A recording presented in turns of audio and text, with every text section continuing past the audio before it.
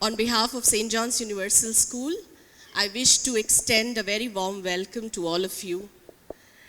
It is our great privilege that we get to host a gathering so august. Abdul sir, Pinky ma'am, Harish sir, Fatima ma'am, we're waiting for her.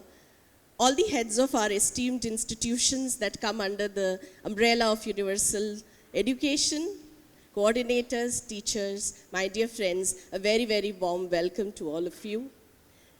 Before we begin with the proceedings of the day, let us invoke blessings from Almighty. Let us sing praises of Almighty. Our choir students are here. Let us begin the day by thanking God and singing praises that He's given us the opportunity for the very first time to come together and learn something fruitful so that we educate our children better. Over to our choir. Joyita Miss, thank you so much.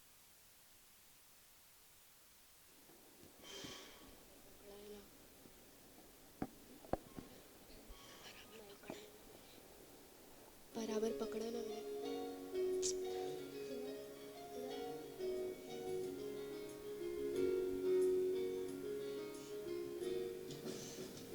Lord, I lift your name on high. Lord, I love to sing your praises. I'm so glad you're in my life.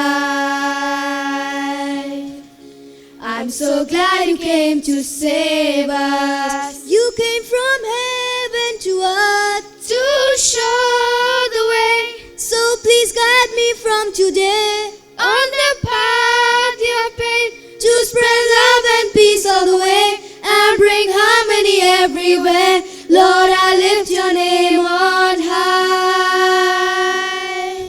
Lord, I lift your name on high. Lord, I love to sing your praises. I'm so glad you're in my life. I'm so glad you came to save us. Lord, I stand before thee with my family and friends. Let not envy and jealousy mar my love to them. Let not pride take over me. Let me see one and all the same. Lord, I lift your name on high. Lord, I lift your name on high. Lord, I love to sing your praises. I'm so glad you're in my life.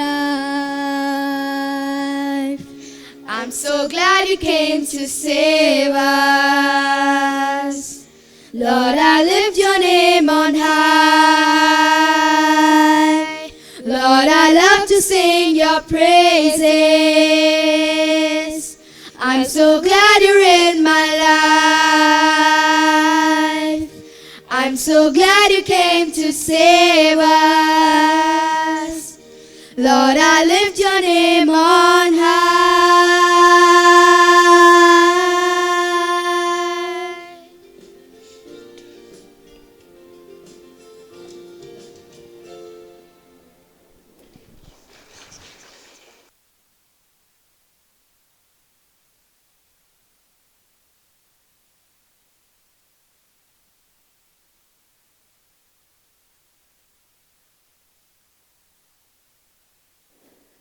Now I would like to request Pinky ma'am to please introduce our guest. Thank you, Shalini ma'am. Well, a very, very good morning to one and all. I feel truly honored and privileged today. I think it's the first time that we have so many schools gathered together. Thanks to you, Abdulji. We have all the school heads coming together today, I think, for the first time. We've had these gatherings earlier. They just, few of them met last week for the PYP training programs that Ebenezer Bangalore hosted. But otherwise, here in Bombay, it's been one of a kind. I feel privileged, honored, very, very happy that all of you will be able to interact with each other. It's like an extended family, I feel, today under the umbrella of Universal, Ebenezer, and Alpha, where we've come together under this one big umbrella and we feel like an extended family today. We've always wanted to use technology, you all know that. We've been speaking about that. We're also using it to a good extent. But one man's vision has got this event today, which is Jesus Lal. And he really felt that it's time now that we take our learning to the next level, to a more serious level of understanding and implementation. And we found a gem, Abdul Chauhan. A really, really big round of applause.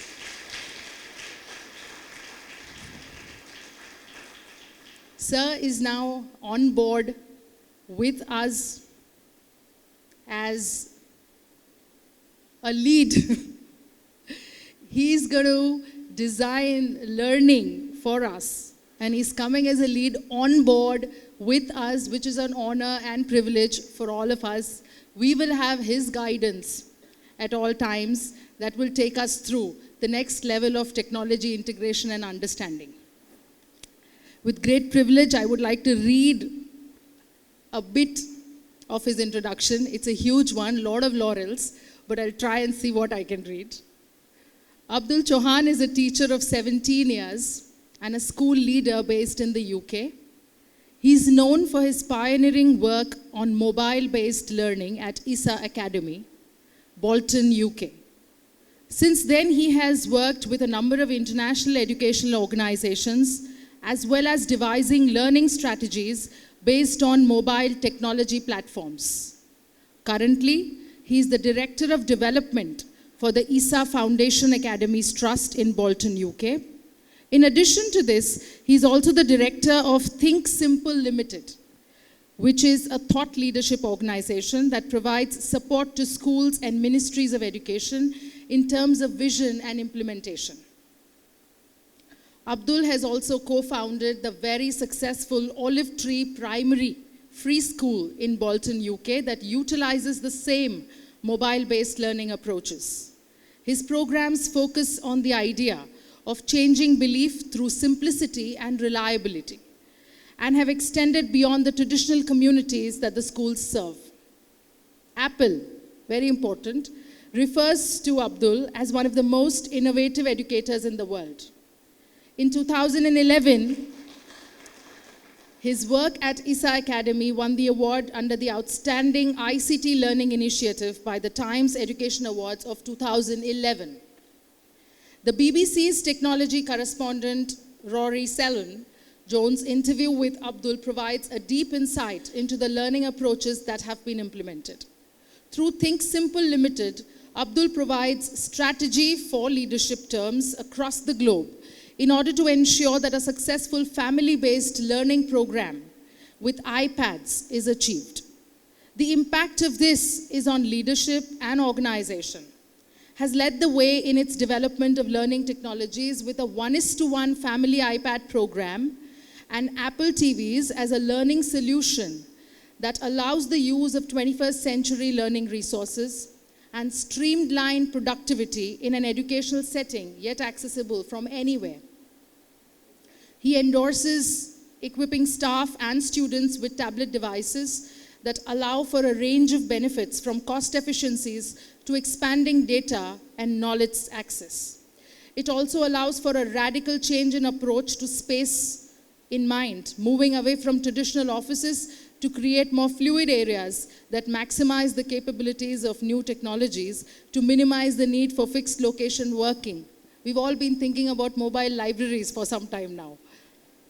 Abdul has engaged with a number of ministries of education, including India, Australia, Singapore, and Iceland, in a range of activities, including workshop and thought leadership conversation. Abdul currently supports school in Denmark, Sweden, and India with the development of a clear mobile-based learning strategy. Heartfelt welcome to you, Abdul Chauhan. Please, over to you. Thank you very much.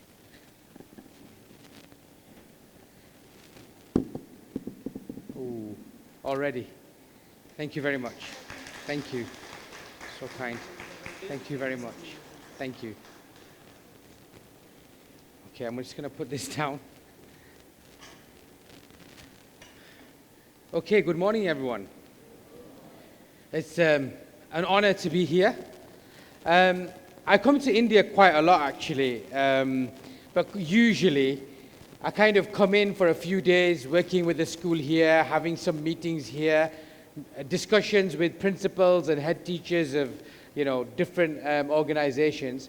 But really, this is a little special for me, and I've kind of had my first conversation with Jesus in the UK when he came to visit us at Isa Academy. And really, we only spent a few hours together in terms of being at the school, looking at the classrooms, looking at the learning and the kinds of things that we've been doing. And immediately we kind of had this discussion about this happening, And those of you that might know Jesus very well, things go from 0 to 60 in about 5 seconds, So I kind of stand here today with the idea that we can kind of implement transformation. It's not just kind of talk, but we can put things into action as well. So I'm going to start off, first of all, by doing the first session and taking you through some of my ideas and thoughts. Okay. If I could just have the slides now, if we can have the iPad on the screen. Let's just talk about what's going to happen through today. I'm going to do a bit of a discussion and a talk in terms of changing beliefs, and what do I mean by that? Because those of you that are in the room, you are also leaders, and you are leaders of your own school. So a lot of that is about leadership. And it's about change, and it's about the impact of change. So that's something that we're going to kind of explore, and I'll take you through that. And a lot of that is going to be kind of listening, and at the end of it, we can have some questions and answers and that sort of stuff. We can do a bit of Q&A. Then we'll break. Then we'll come back again. And when we come back again, the next session that I'm going to do with you is on something called iTunes U and Shobi, which some of you might be familiar with. But what I really want to do is a bit of a deep dive as to what does that look like. So that is the design of learning. What does it mean in the classroom? What does assessment look like? What does feedback look like? What does planning of learning look like? So I'm going to kind of give you a very detailed insight into this. And then again, we can have some discussions and conversations around that. Hopefully that'll take us through to lunchtime. And then after that, we'll come back, and what we're going to do is we're going to look at some best practice. So that's going to be more workshop. It's going to be you guys thinking about what you do. And in that session, I know there's a lot of different schools here, so you're all sat with your own school colleagues at the moment. But for that session, you're all going to sit on a table without your colleagues. You're going to be sat with somebody else. Okay? There's a presentation that I've got as well. By that time, I think our IT guys will get that presentation on your iPads, and then we'll work through that. And I'll give you the details of what we're looking at, why we're looking at it, and so on as we go along. And at the end of the day, hopefully you can come back as your own schools, and then you can reflect, have a plenary, have a bit of a discussion, and think about what you think the next step would be for yourself. Okay? Great. So let's start off with this session, the first one. This is interesting. I'm going to try and do a number of things. I'm going to give you some context, first of all. So yes, my name is Abdul. I am from this place called Isa Academy, which is in the UK in Bolton. It's a school that I've been involved with very heavily, because it's a school that's in my local community. Okay? It's also a school that my parents went to. Okay? But it's the school that my parents never sent me to. So historically, this is a state school, but it was a school that was not very successful for a long time and almost got closed down. We then kind of went through a transformation. We became Isa Academy. I became part of the leadership team as well. And then we started to implement some of the changes which I'm going to speak to you about. Okay? Currently, it's quite a successful school. It's got about 1,000 students in there. My children also go to this school. Okay? So you can see there's a lot of kind of connection. A little bit about myself. So I'm a chemistry teacher by trade. So I've taught chemistry for about 11 years at this school. My family actually comes from India. Okay, they're originally from Gujarat. My grandparents emigrated in the 50s. Okay, so my parents have been brought up in Bolton in the UK. Bolton is an industry town. It was very well known for cotton. So a lot of migrant communities moved into areas where there were mills and the cotton industry in the UK, and we kind of settled there, and we've kind of been there ever since. So this is kind of my introduction. Over the last 10 years or so, within this community, I was asked to start a preschool. So I run a preschool in Bolton as well. There's about 100 children from the ages of 0 to 5 that come to that school. That's a very successful setup. There's a big issue in the UK with preschools. They are very, very expensive. So I set this up as a charity project so parents don't have to pay. Okay? It was successful enough that the parents then began to ask for a primary school. So we then set up this place called the Olive Tree Primary School. Okay. This is again a state school. We call them free schools because the government allows teachers, other people to start schools that's funded by the state, as long as you can show that you are credible and you can run schools. So this school is also now very, very successful. And I'm the co-founder for this school, and I'm also the chair of governors there as well. Okay.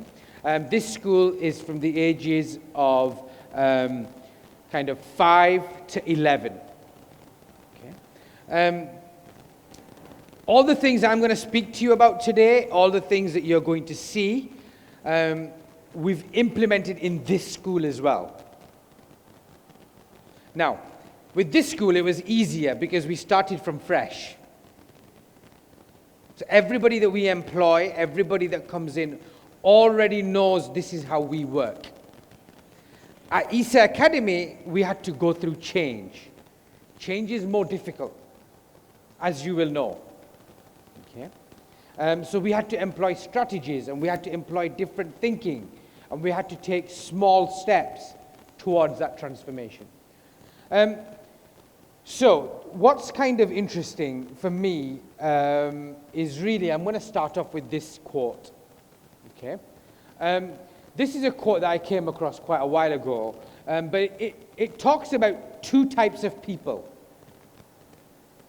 In any organization, you always have two kinds of people. One is the person that you have that is in the organization out of belief, and the other is a person that is there out of interest.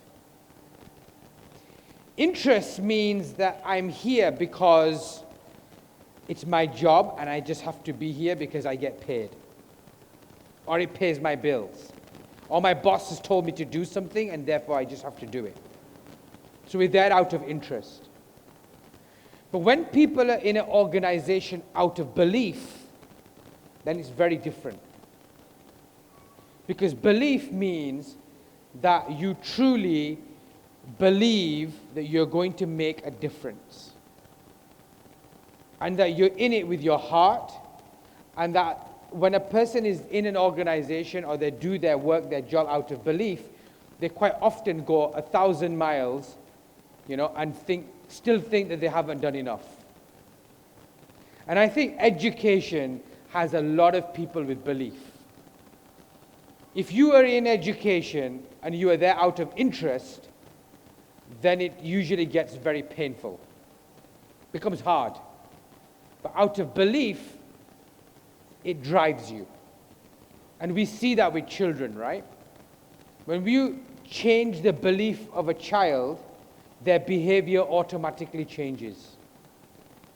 Okay, I'll say that again. If you focus on changing the belief of a child, their behavior will automatically change. If we focus on changing behavior, beliefs don't always change. Changing behavior might be a goal. I want somebody to do something, but actually we have to start with belief. We can't just tell people, I want you to behave in this way. You mustn't do this, you must do that, and so on. That's really doesn't kind of create detailed change. It's about changing beliefs. And that's key. I'll give you an example. Quite often as teachers in our classrooms, we use laptop carts.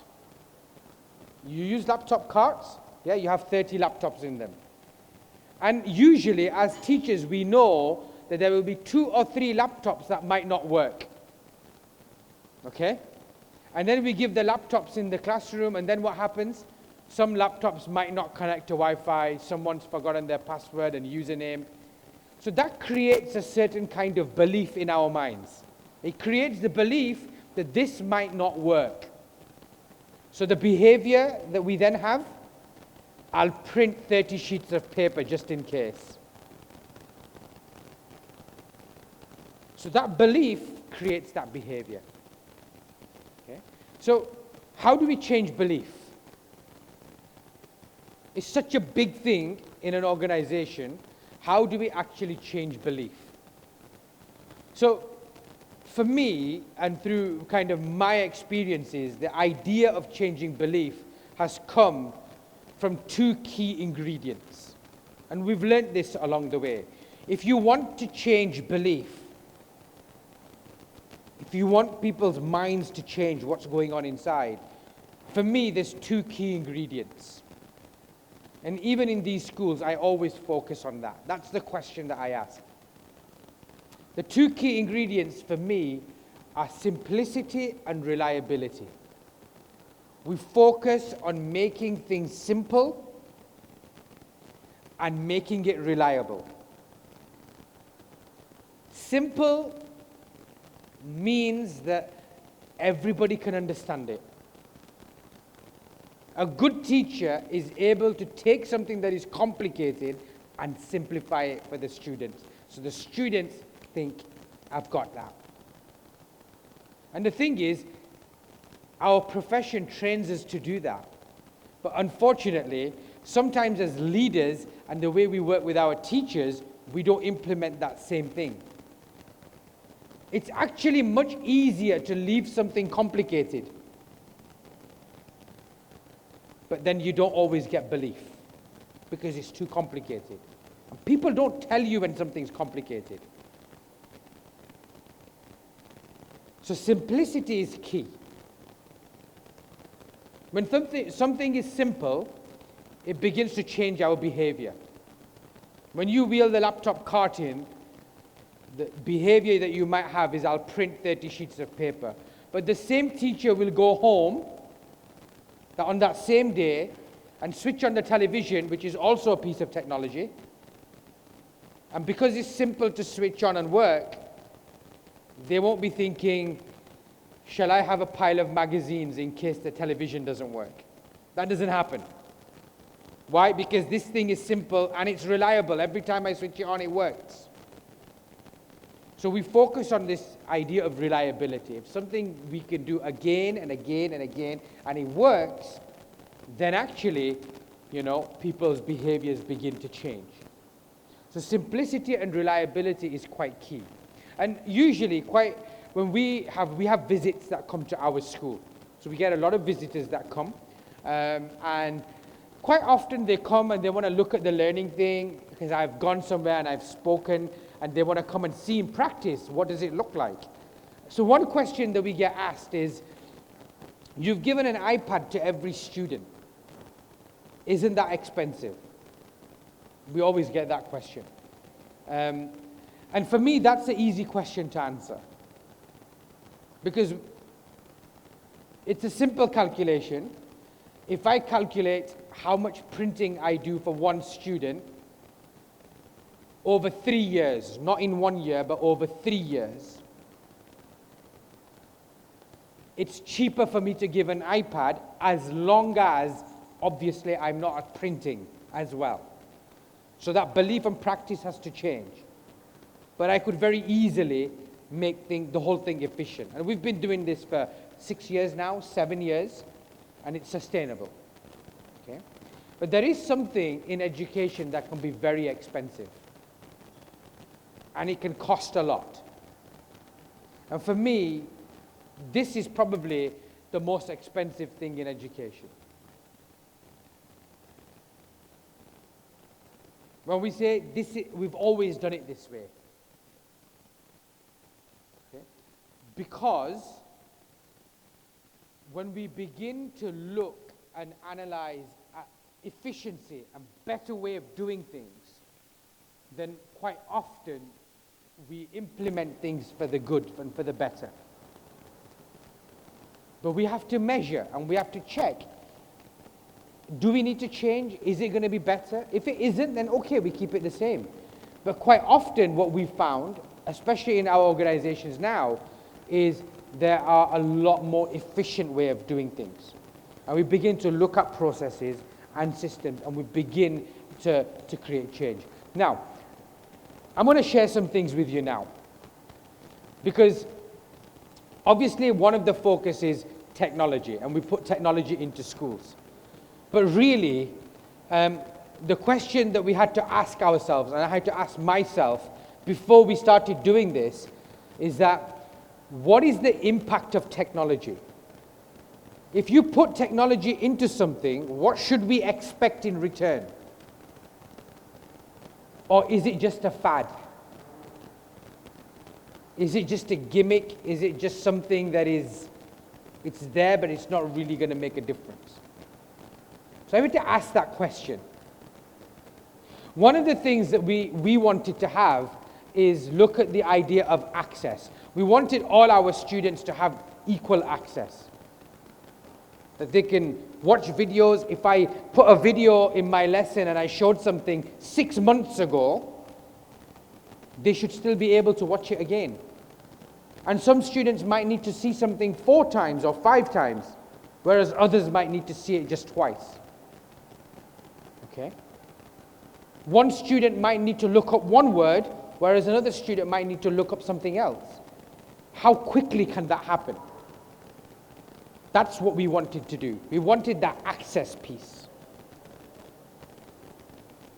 But then we began to look at the impact of technology in education. What does it mean? So in order to do that, so this is 2008, 2009.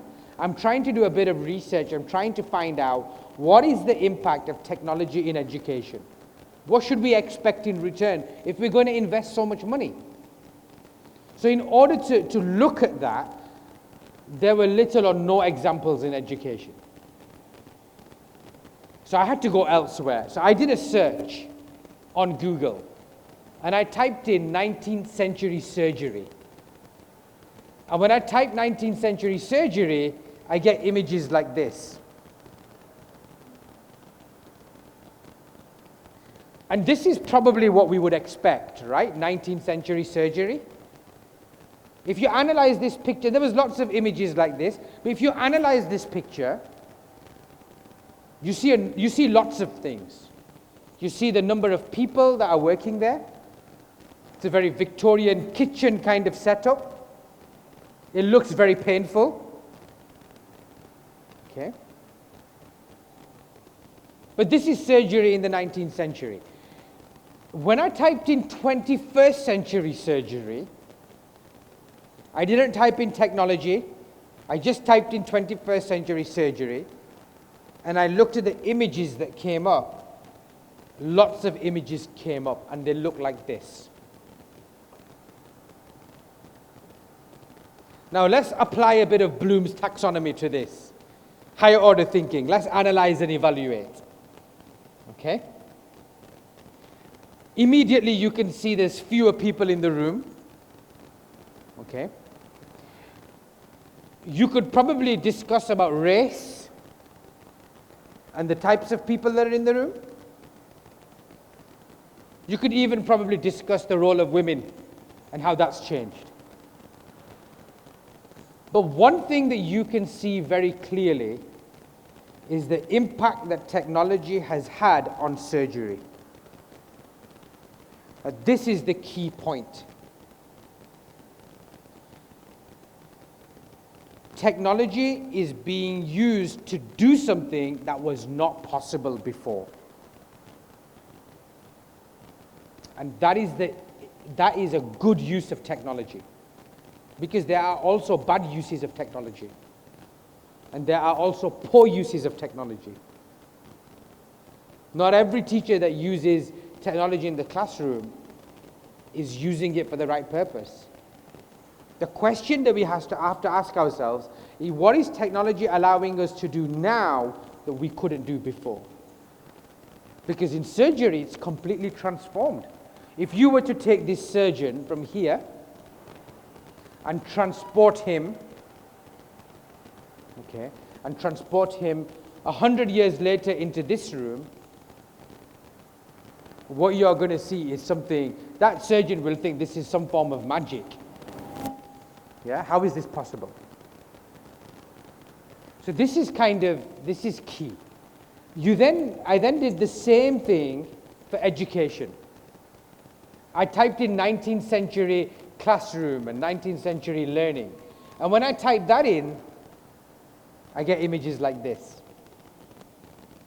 People sat in rows, facing the front, maybe some instruction being given from the front, and so on. Now, what I love about this photo is also trying to show access.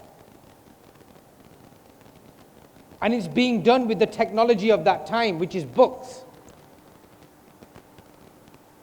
Okay? Everybody turn to page 52. Everybody turn to page 52. Everybody's got the same access. If you went 200 years before this, that was not the technology at the time. It was not books. It was scrolls. And do you know why the book was more successful than the scroll? Because with books, you can say turn to page 58 and everybody's on page 58. You could not do that with scrolls.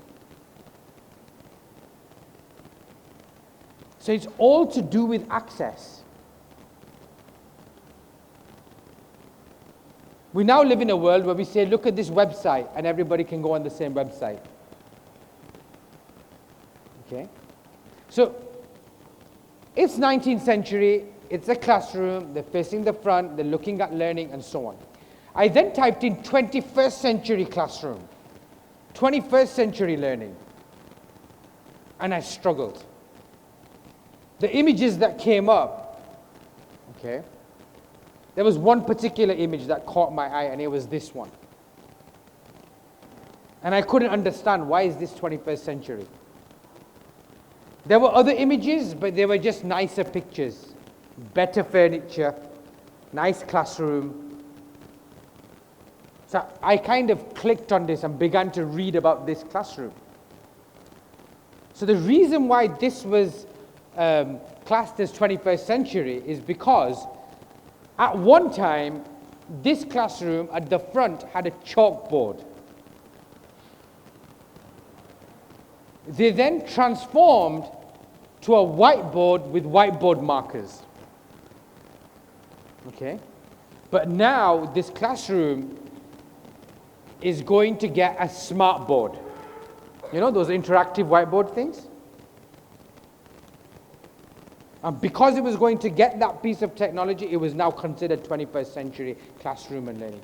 And you see, therein lies the problem in education. We've become very good at doing the wrong things really well. We translate. What do I mean by translate?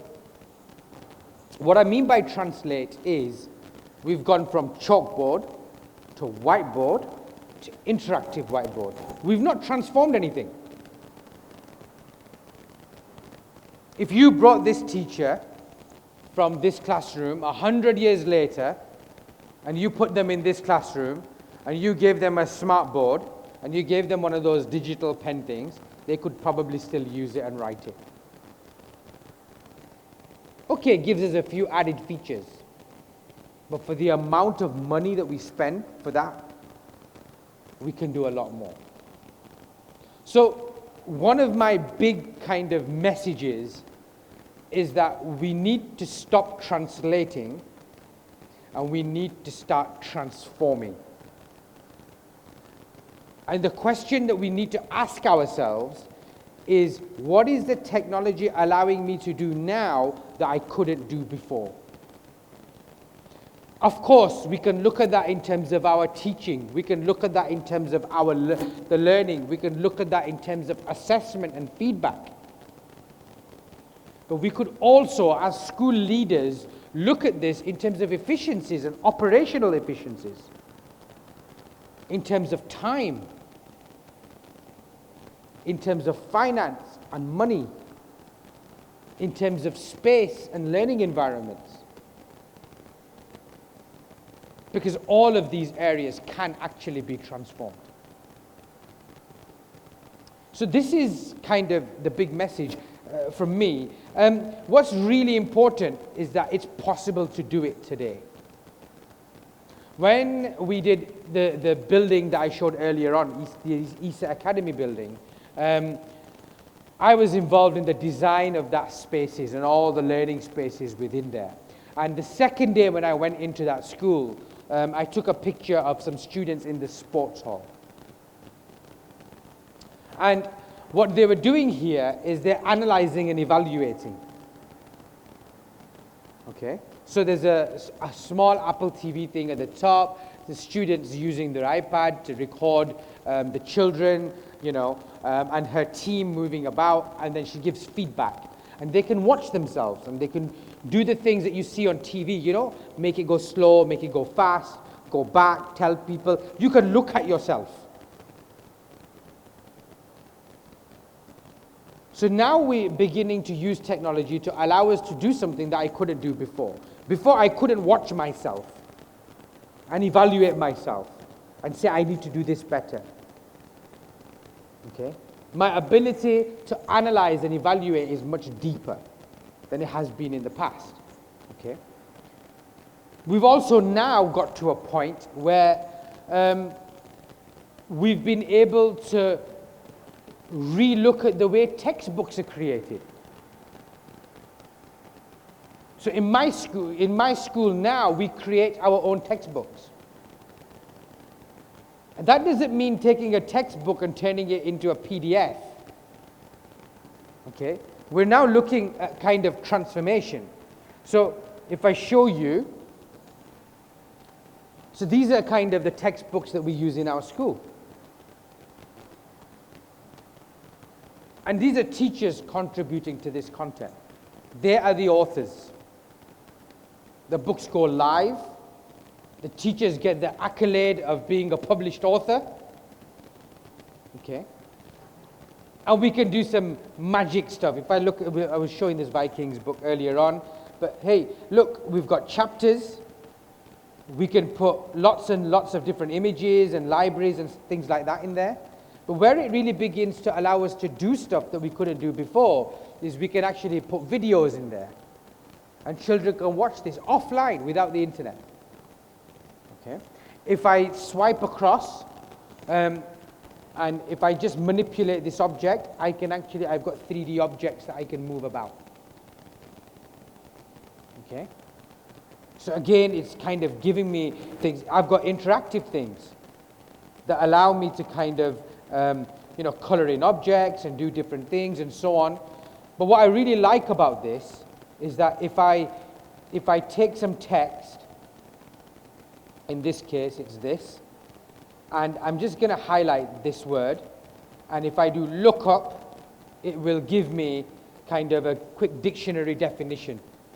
And if all my students have access to this, they can all look up different words that they don't understand. Not all students will put their hands up in terms of what they want to do. If as a student I want to highlight this kind of piece of text and I want to add a note, Okay?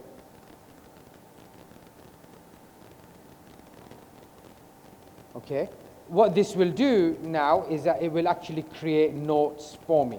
And it will also create study cards. Okay? And this becomes very specific to students. So you can see where we've gone from a textbook to actually allowing us to do more than what a normal textbook would allow us to do. Okay? So we're not translating anymore. What we're doing is we're going to transformation. I've got a video clip. In fact, I'm going to save the video clip for later on. I'm not going to go into that at the moment. But I am going to share some leadership pointers with you in terms of what we've done and leading change. So this is kind of the skeleton or the area that we really kind of work from. First and foremost, we look at kind of building community and improving relationships. So this is really important. One of the reasons why we don't have offices in our schools is because we want people to meet with one another and speak with one another and talk to one another. We have meeting rooms, people can meet and talk to one another, but actually we've got a lot of spaces where people can sit and work just out there, and students, teachers can bump into one another. Okay. We've done some different things with our ability to kind of get people together. So everybody eats together, caretakers, cleaners, teachers, everybody sits together and eats. That's important. But what we've also done with our learning is we've built communities. So we use a platform called iTunes U, which we'll have a look at in depth later on in the next session. And that's very much about teachers collaborating and planning together. So there's a lot of discussion around learning and the design of learning. And I could work across the organization with teachers that might be in a different town or in a different city, you know, but they're also teaching maths and I'm also teaching maths. So let's have a look at what we can do together. And we can actually plan courses and content together. So we've done a lot of work around that. It's also been about securing accountability. So this is important. The easy thing to do is give out iPads, but the question that we have to ask ourselves is, what are we doing with it? How do we become accountable? What I say is, iPads are like taps. You know, you have taps that come from a wall. You turn it on and water comes out. But really, the water is not coming from the tap. It's coming from the plumbing that's behind it. So, of course, plumbing might be the Wi-Fi and connectivity and so on. But more important than that, the plumbing is our learning. What does the learning design look like? What do our lessons look like? What does our content look like? How are we giving feedback and assessment to our children? Do we have an organized system that works across the school for that? Do all the children and parents know how the learning happens on this device? Do the teachers know how to plan? When new teachers come in, do they know how to plan lesson and learning material on this so students can have access? So we've created a lot of accountability around this, and we share that with parents.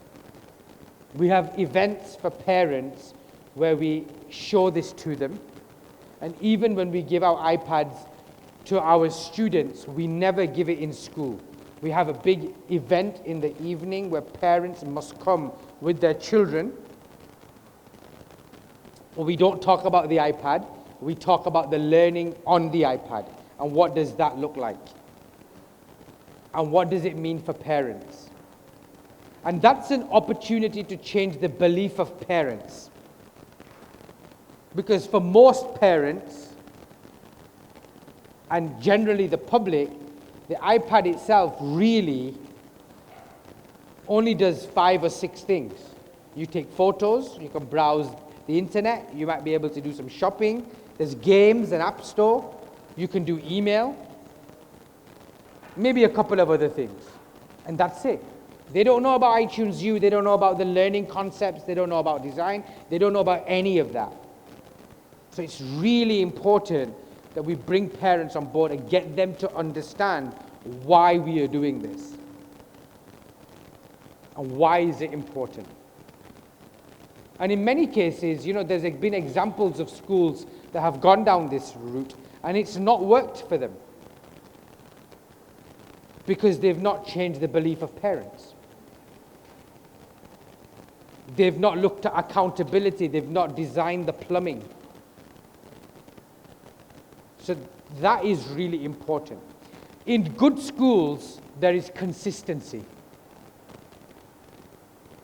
So one of the things that this circle, the accountability element, and we'll look at this afternoon or in the next session, accountability creates consistency. So if a student goes to a class, it's a consistent approach in their learning. They're using similar tools. Their expectation is the same. Okay? And organizations are fluid, yeah? So teachers come and go and different people come. So that changes as well. So it's important that we have a consistent approach to that. What we've also done is we've created time to develop people. So this is kind of really important to happen. Normally we have training days for teachers. So in the UK we have like 5 or 6 days a year where the training is just for teachers and the students don't come in. So one of the things that we've done is we've taken those days, we've added the time together, and then we've taken time and added it on every week. So we don't have training days anymore. We have regular professional development that happens every week. And what we do there is it's not about training on the iPad. Okay, how do we use that app or this app? That's not what it's about. We begin to look at what is good learning, what makes a good lesson. We look at pedagogy, we look at assessment, we look at feedback, we look at formative and summative assessment, and we begin to develop systems as a school that we implement. Now, the beauty of having it weekly is that it allows us to make mistakes. Because most of the time when we do something, we probably get it wrong. That's just normal. But what's important is that we get it less wrong. So if we meet on a weekly basis, then if something hasn't worked, it allows us to correct it. So what we've done is we've created a system that looks like this, yeah? And I kind of call it managing processes. So we manage our processes, and this is kind of important for us to be able to do. What do I mean by manage processes? Okay, so typically a structure looks like this. We have somebody, the principal, ourselves will probably be at the top. We've got our leadership teams, we've got middle management, we've got different people. But when you give devices like the iPad to all teachers and everybody's using this, you can't legislate for creativity. Good ideas can happen to anyone. So what we're trying to do is we're trying to collect the good ideas and share them. So say, for example, a teacher in the classroom gets a really good idea. I've done something and it works really, really well. Normally, in this structure, what would happen is this teacher would share it with this person or maybe their line manager. But usually this person will not go to this person and they will not go to that person, and usually they don't always go to the top. And even if they do, this person might feel undermined. Hang on, you've gone to somebody else, you've not shared it. It upsets the dynamics.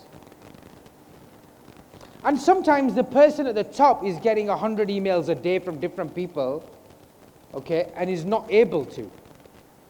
So what we've done is around creativity and our development of the week, we've created a structure that looks a lot more like this. So what does this mean? What this means is this. This teacher has got a great idea. What this teacher now does is they check it for two ingredients, simplicity and reliability.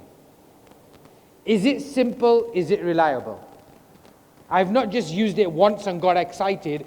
I've used it lots of times. I've tested and tested and tested, and it's brilliant. It works. Okay, so what do I do now? Now what I do is I'm going to go to somebody else and ask them to trial it. So it might be a teacher in science, and they've gone to the art department. Or a grade 6 teacher has gone to a grade 4 teacher and said, I want you to try this and tell me what you think. So that teacher now tries it, and they are also checking it for simplicity and reliability. Is it simple? Is it reliable? What then happens is that it's tried with 2 or 3 teachers, and the feedback that comes back, hey, this is great, and it's working really well. What we then do is in our weekly session where everybody's together, those teachers get to share it. It's only 10 minutes, 15 minutes. I've done this. It's really great. It works really well. Okay? And then the question is asked, is this something that we adopt as a whole school? The question is asked, what does this allow us to do now that we couldn't do before? It could be something really simple. One teacher came in our school. He was only there for 2 to 3 weeks, right at the beginning, a new teacher, and he decided that when he takes a picture on his iPad of a worksheet, and then he's able to crop it on the iPad, and then he puts it on iTunes U, and all the students have it. Now, very simple and very reliable. He shared that with a few teachers. They started to use it. Why is this really good? Okay, his answer: saves me my time going to photocopy, printing so much paper when I don't need it. He doesn't do it for all the worksheets. Some worksheets he still needs to print because students need to write on it, and he tests them that way. But a lot of the stuff that students just need for information, he's doing it because it's simple, it's reliable, it saves him time. So we shared that with across the school. We found a big take-up on that. Almost 80% of our teachers started to do exactly that because it was simple and reliable. We saw photocopying costs go down. 70% reduction in photocopying. Pretty significant. So this kind of approach allows us to kind of find new things and to be able to share it, and more importantly, adopt it as practice. So it can become policy. This is what we're going to use. Okay? So that approach is kind of very, very important to us. And finally, the last thing is about the vision. What is our vision? Where are we going? What is it that we're trying to do? And I'm assuming that as schools, you all have your own vision. Okay, you have your local vision in terms of what is it that you're trying to do. So it's not just about having the vision, but it's about securing it. And all of these things need to tie in with that. And one of the workshops this afternoon is going to be about vision. Okay? And the importance of it, and where is our vision, and what is it that you're trying to achieve, and how many people have actually bought into the vision. That becomes actually quite central in our approach. Okay? So this has kind of been quite key in the way in which we've done things. what's been very, quite interesting for us is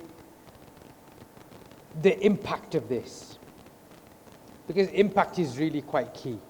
How do we measure the impact of this? Of course, some of it will be to do with results. And what does that measurement look like in terms of data? But it might also be to do with attendance. It might also be to do with how long teachers stay in your school. It might be also to do with the number of applications you get to work at your school, because people really want to work there. They've heard good things. Okay. So there's a number of ways in which kind of results and measurement is going to be important as well. Okay. There are other ways of measuring things. I've talked about photocopying. We didn't kind of expect this to happen initially. So this is 2010. But we've seen it happen because it's sustainable and people's behavior and beliefs have changed. So for me, this is about the change in belief. I don't need to go and print 30 sheets of paper in case things are not going to work. So this has been also quite impactful.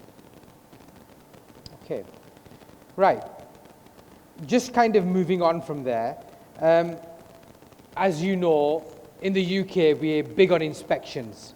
We have our Ofsted inspectors that come in, and they have a very interesting view when they come in and when they see the school environment and what they see. So these are kind of words when this sort of an organization is set up from other people and their view on it. So the use of handheld technology supports teaching and learning.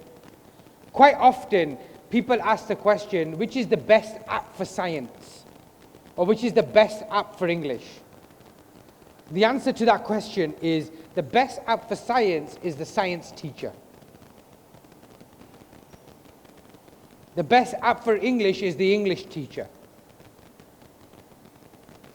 The technology only amplifies what the teacher can do. It doesn't replace the teacher.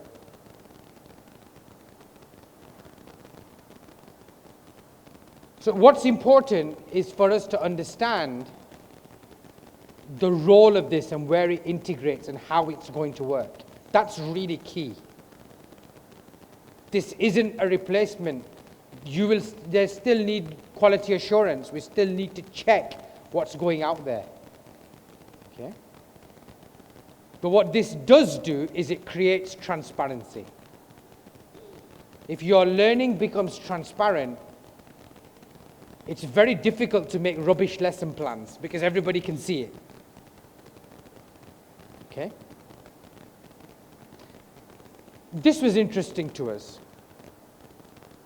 What I didn't tell you is some of the schools that we run in Bolton, we have 46 different languages that are spoken in the school.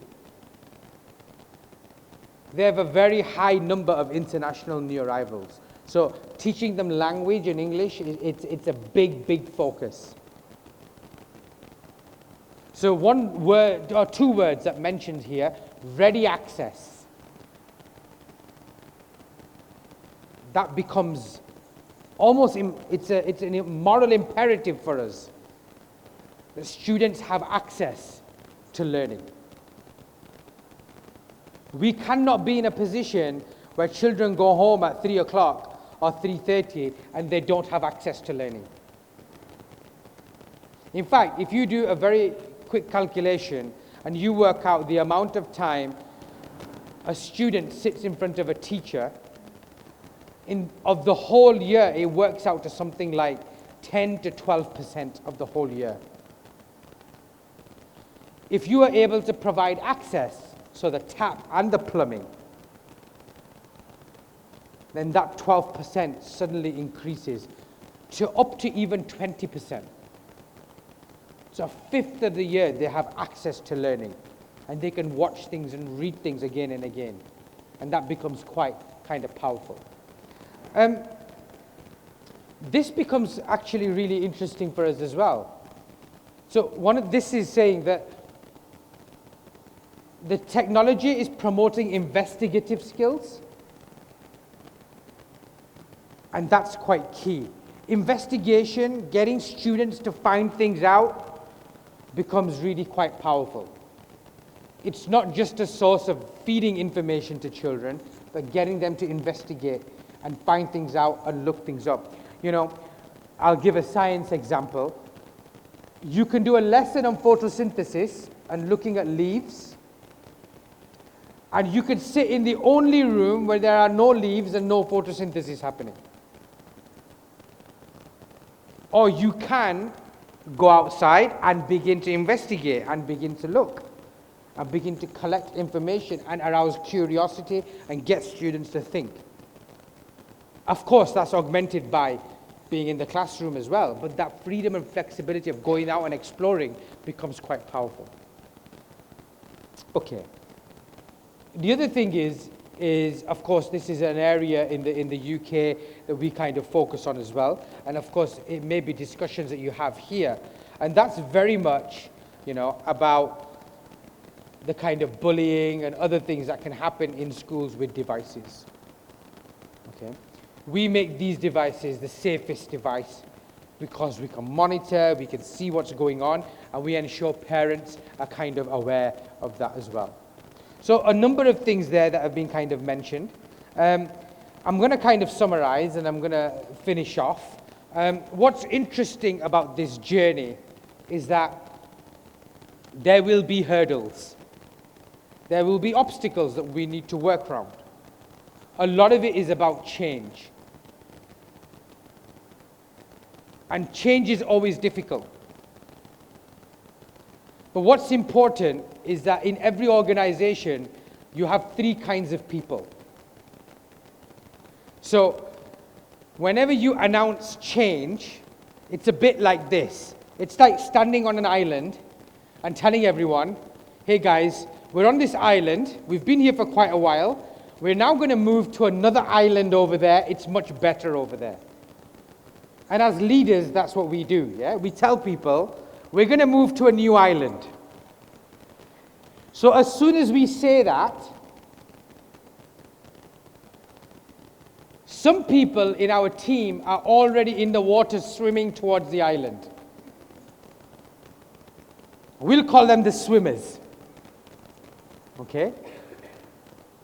They love change. They're already in the water and they are swimming. And I bet as the principals of the school, the head teachers, you probably can think of names in your school of people that are like that. Yeah, they're the swimmers. Now there's some big advantages to these guys, and there can be some disadvantages as well. Then you have the second group of people. They stand on the edge of the island, they look at the swimmers, and what do they say? They say, what if there are sharks in the water? Okay? They say, what if there are sharks in the water? So they are our shark spotters. And it's really important to have them as well. And then you have the third category. Those are the guys that have chained themselves to the trees and they're saying, we don't want to move. Okay, they are our tree huggers. I don't want to move. I'm very happy where I am. We've always done it that way. Okay? So as leaders, our job is to kind of create that shift. We will never get 100%. Not everybody's going to stand up and say, hey, this is amazing, we all want to do this. Because these are the personalities of these people. Swimmers will be swimmers even in their normal life. The people that stand on the island, they'll be like that in their normal life. And the people that are hugging the trees, they'll be like that in their normal life as well. But it's possible to use the swimmers to convince the shark spotters. And it's possible to use the shark spotters to make sure we get things less wrong. And once we've got a critical mass of people, what we find is the tree huggers slowly let go and they begin to move as well. And really that's where that whole journey begins, you know. And we've got to kind of be prepared for that. We've got to manage it. And some of the things I've shown you with developing people, managing processes, securing accountability, building community and relationships, it allows us to manage that change. The interesting thing is when we get to the next island, we kind of feel that we're just starting. The job hasn't finished, we're just starting. Okay? So that's where I'm going to kind of stop. Okay? I'm going to give you 5 minutes. I'm going to finish at 20 past, something like that. We'll see how it goes. I'm going to give you 5 minutes just to reflect on your tables. And then we'll do a Q&A. Let me see what, and you can completely feel free. You don't have to agree. You can disagree. You can give thoughts on concerns and issues, yeah? Or you can express whatever you feel in terms of what you've heard. And I'd be happy to kind of take questions, okay? So I'm going to finish off just with one slide, which is this one. And I'm going to give you 5 minutes to have a reflection. Okay? Thank you. 5 minutes. So either we can be shy or we can just kind of go for it. Thoughts, opinions, questions? Anyone?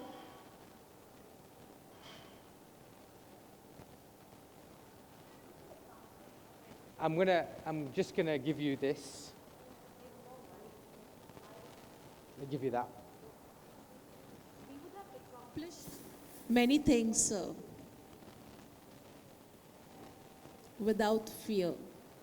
So they would have been, we would have been open to changes. There would have been a lot of accomplishments from our group that we would have achieved. Okay. I think that's true. When people are not afraid, they kind of, you can go and try and achieve as much as you possibly can. There's possibly risks as well. If you're not afraid, there are risks as well. But the activity isn't just about answering that question. If you've got questions and thoughts on anything that I've said previously through the talk as well, feel free to kind of share that and talk about that as well if you want to. That's fine. I think that this is sometimes, this sometimes holds people back as well. But I think that we should use that fear factor sometimes as a tool just for checking and making sure that we're going in the right direction. We must make sure that it doesn't kind of take us completely the other way and stops us from doing anything and thinking outside the box and having new ideas and so on.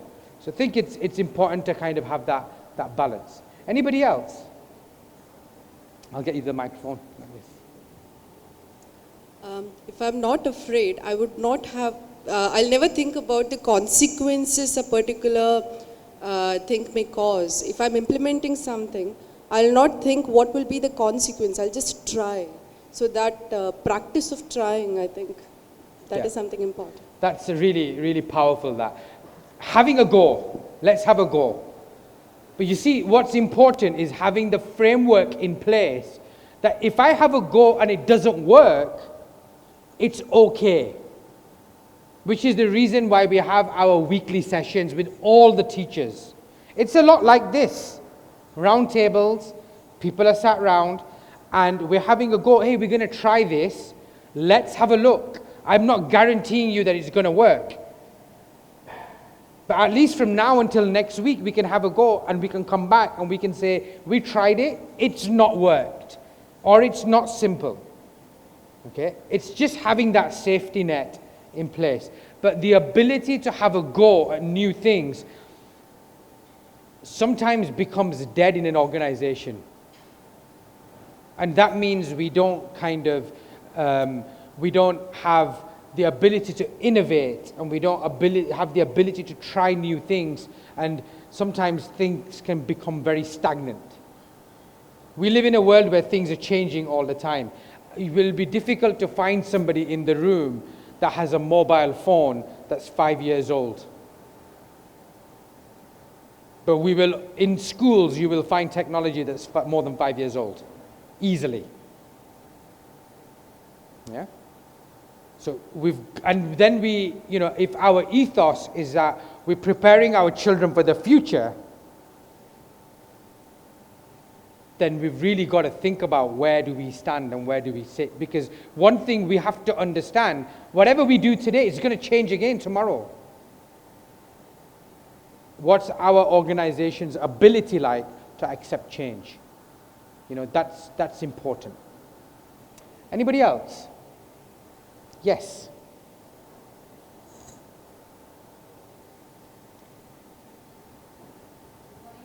Morning. Good morning to all over here. Sir, there's being afraid comes naturally to each one of us, I'll say. It's in human nature. But I think being a leader, if we are afraid of doing something, we are extra alert, and no doubt, today is the time when we need to go for a change. We need to accept the change, and we need to accept and assimilate it in our system. But no doubt, when we go for a change, we need to be extra alert, keeping in mind what are the possibilities, what could be the things which could act as an hurdle in our growth. Keeping in mind, I think that can help us to do much better. Yeah. I think it comes back down to that balanced kind of approach, but knowing that this has to happen. Right. That is really essential. Thank you. Anybody else? Yes. Sir, I simply love two things which you shared with us. First is this, of course, and the list is very long. And the second is you said that, the best app to teach English is your English teacher and the best app to teach maths is your maths teacher. So, of course, the importance of teacher remains, and technology is just a tool in hands of a good teacher. Sir, I want to ask you that it was relatively easy for you to introduce this system in Olive Tree, which was a new thing starting. How long it took you to have the complete 100% system in place in ESA Academy? Because that was an old system, and changing belief and getting rid of the fear factor, it is the most difficult thing, probably. So how long it took you, sir? Okay, that's a really good question. Yeah. I'm going to come back to these circles, because really, our approach really started when we implemented this. One of the biggest commodities in education is time. Time is very difficult. It's very valuable, and it's hard to get time for everybody to be together because people are busy doing their own things. So one thing that we did was, and we do it on a Friday afternoon. We had to do some surveys with parents, but we do it on a Friday afternoon. So 12 o'clock, children go home. And Friday afternoon is compulsory professional development till about 3 o'clock, 3:30. What we do is for the first 40 minutes, the teachers have lunch together. It's the first time that the maths department and the science department, in the 11 years that I had been in that school, were sitting at a table eating together.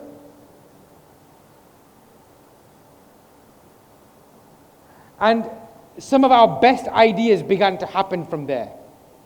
The reason why I'm starting with this for your question is that I could give you a plan of implementation. Step 1, give iPads to teachers. Step 2, introduce to iTunes. Step 3, do this. But really the change didn't happen there. The change had already happened in people's minds. And that was through building relationships. So when people sat down and started talking to one another and we started saying to people that this is so important to us that we're now going to dedicate time to it, that's when people knew that we're serious. Yeah? So, for example, if you look at a timetable in a school, you will find that there's mathematics on the timetable. Why is there mathematics on the timetable? Because it's really important and it has to be on the timetable.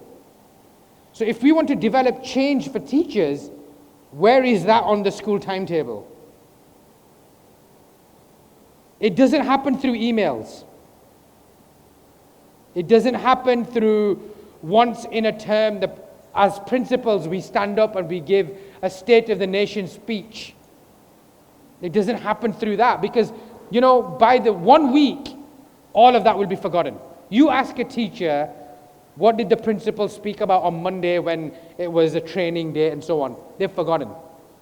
They will because they've got other things that they're doing and, so many children they're meeting and work, and so it goes away.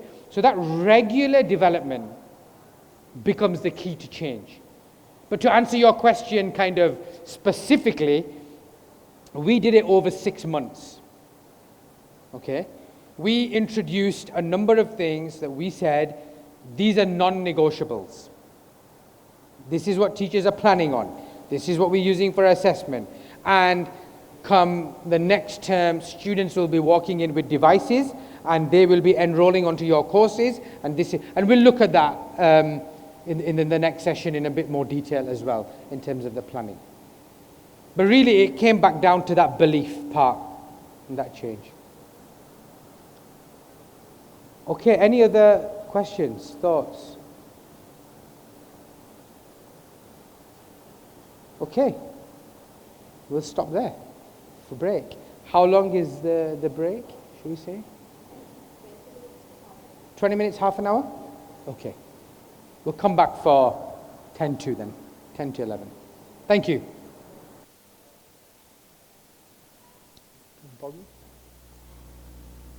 In 2008, we started a program that was actually very unique, possibly first in the country, where we gave all our students an iPod Touch.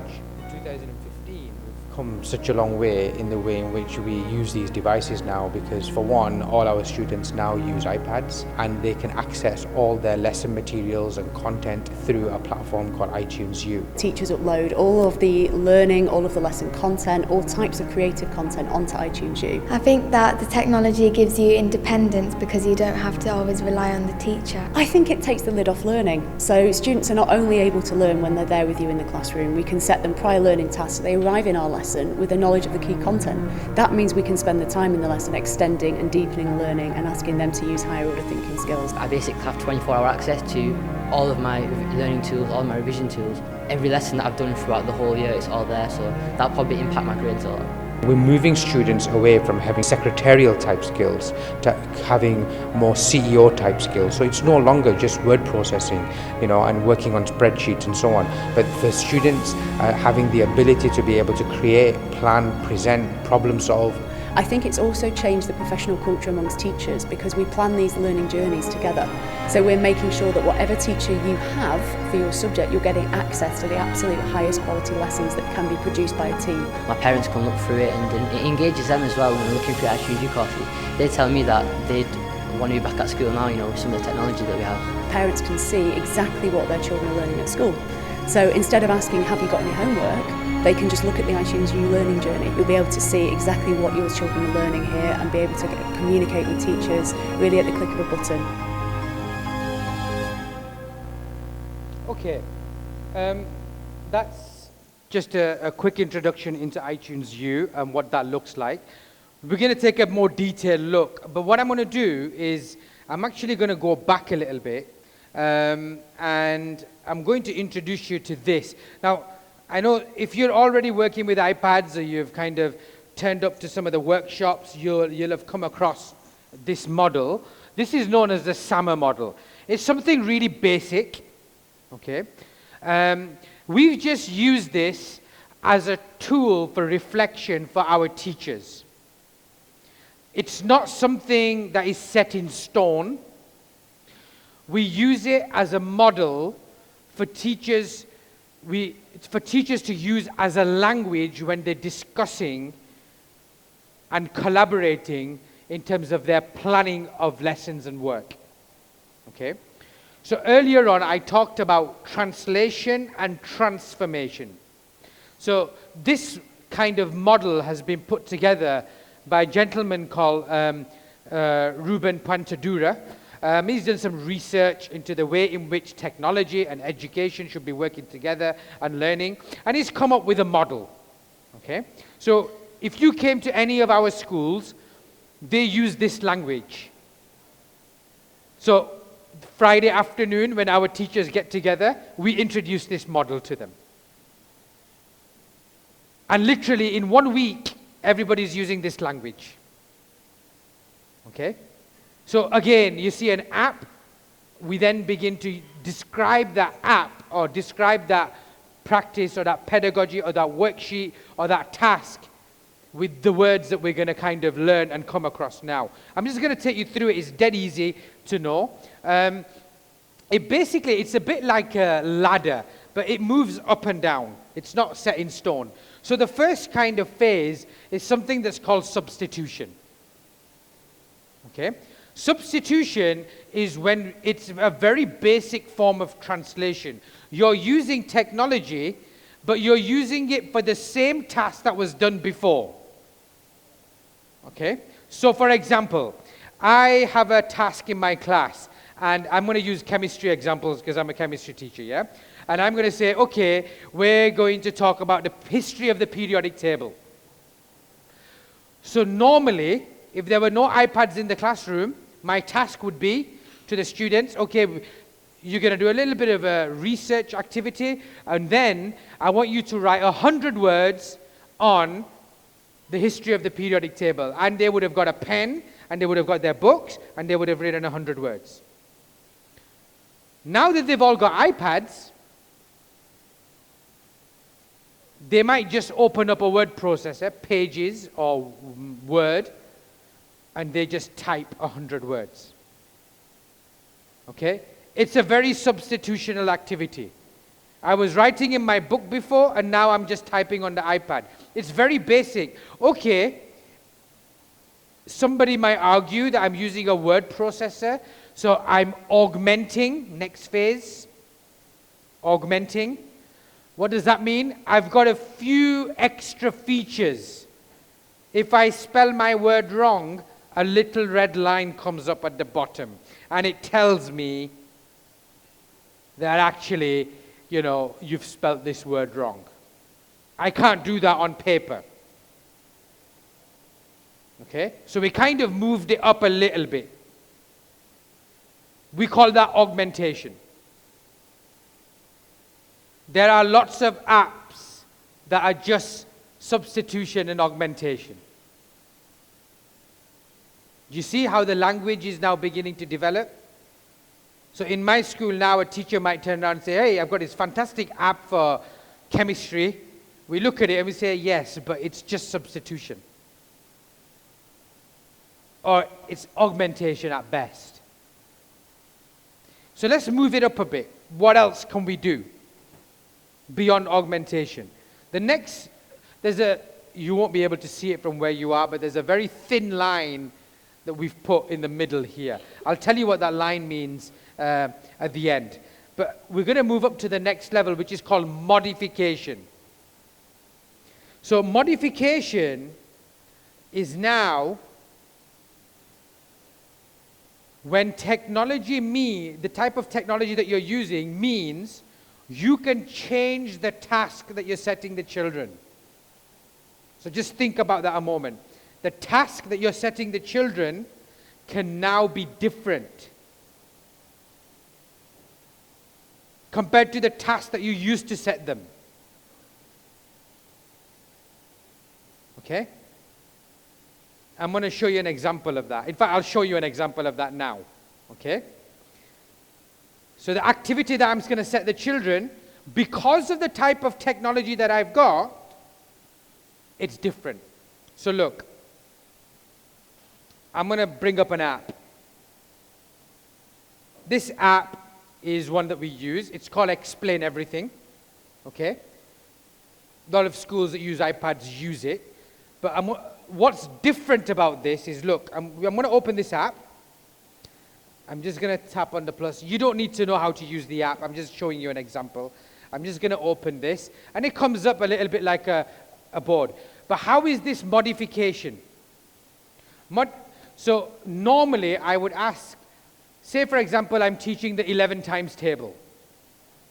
So normally I would be saying to the student that I want you to do 23 multiplied by 11, and they would do that. Where would they do that? They would do that in their books.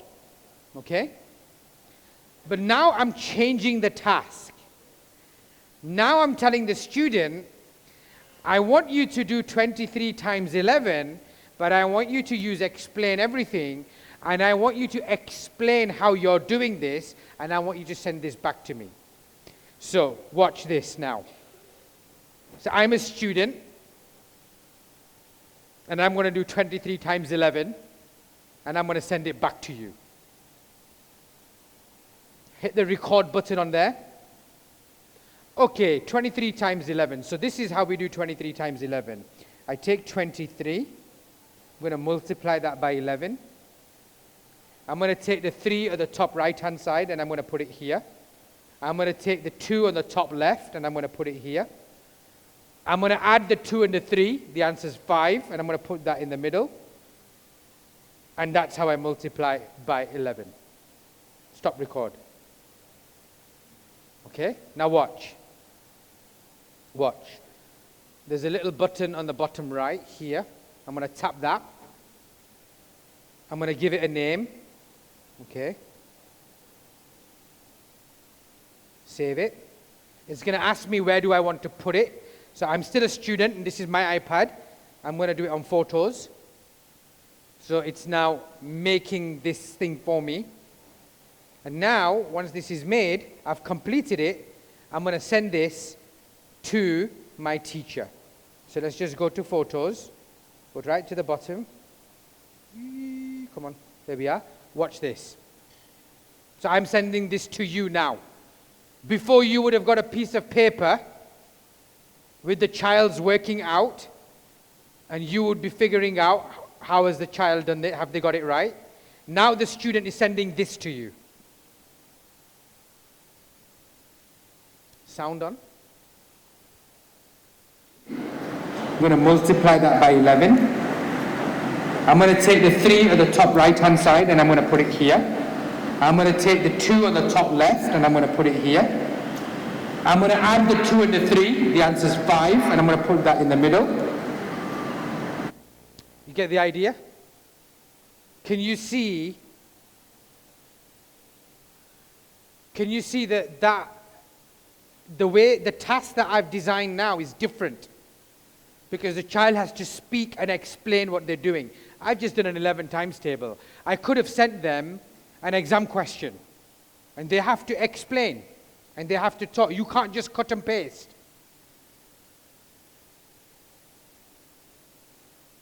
So modification is allowing you to redesign the task.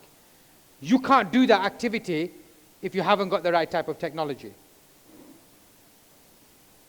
So this is the part where we begin to get transformation.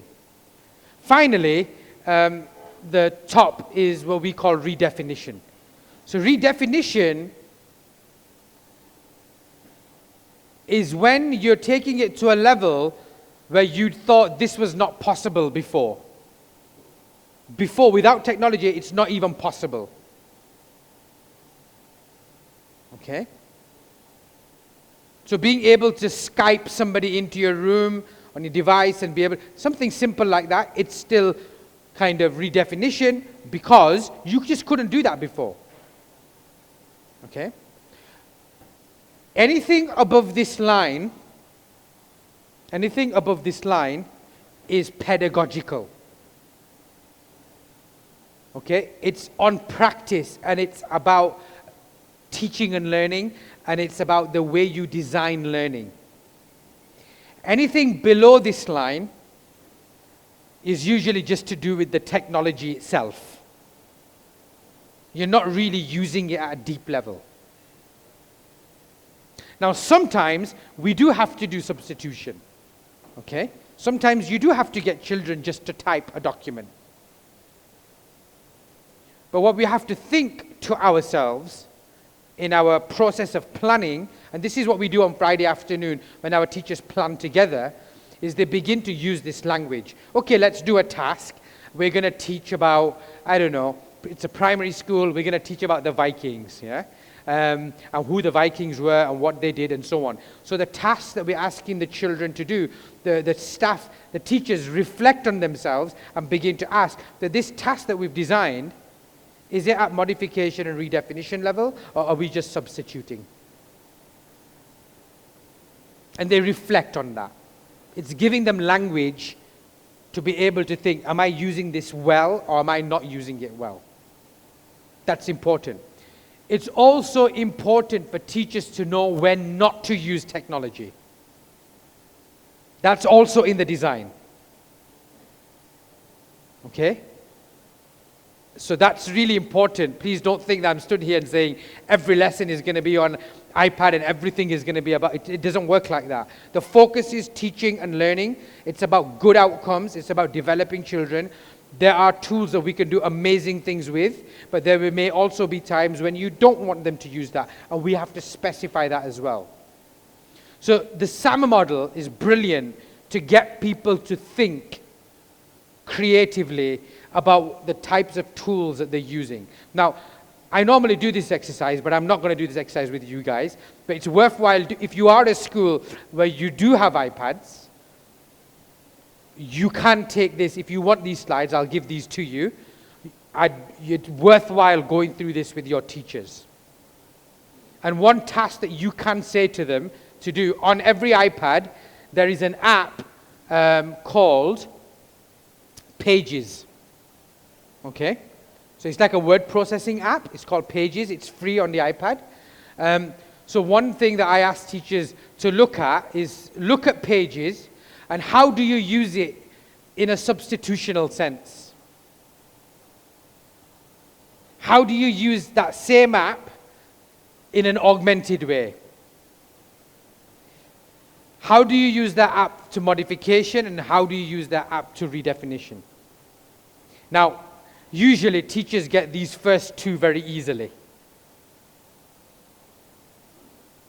But to get to modification and redefinition, you will find that they spend a lot of time thinking and discussing in terms of their practice. So look, if I just show you this, so this is Pages. I know you can't read it from the back, but for example, Pages at substitution is just typing the words out like a Word document. And then if you're taking it to augmentation, you're using the extra tools that are built in, like thesaurus and spell check and things like that. And then if you're getting to modification, one thing you can do in Pages is you can put videos in Pages, right? And it will play videos. So you begin to put videos in there and then you begin to create timelines. So for example, if it's a science experiment, I've taken little video clips of the apparatus, how I've assembled them, doing the actual experiment at the beginning, the end, the color changes and so on. And I've created like a little video timeline of what I've been doing. And I've been able to explain with my voice what's going on and so on. And I've done all of that in Pages. So you've used it very differently. Okay? Make sense? And finally, redefinition. That video timeline document, I've shared it out on Twitter for the whole world to see. And I've tagged the University of, Mumbai or Bangalore or whatever, or I've sent it to other universities, or I've sent it to a chemistry professor somewhere else, and now people are retweeting my tweet, and people are contacting me, telling me, this is really good, have you thought about this, and so on. I'm engaging with the whole world from my classroom. So you see how technology is allowing you to do some phenomenal things now. And now on things like Twitter, it's even giving me feedback. Oh, your tweet has been shared this many times and in this many countries, and I'm kind of having a global presence. And it's one task that's allowing you to do so much. And what I'm explaining to you now is something we could do right now if we wanted to here. So it's got simple and reliable built into it. Okay? Make sense? Okay. So we've done a lot of work initially on the idea of SAMR and getting people to understand the SAMR model and looking at their tasks. We've even done sample tasks. So we get teachers, to do a task, and then the others have to evaluate where it is on the SAMR scale. Okay? So there's a lot of fun activities that you can do around that with teachers. Yeah.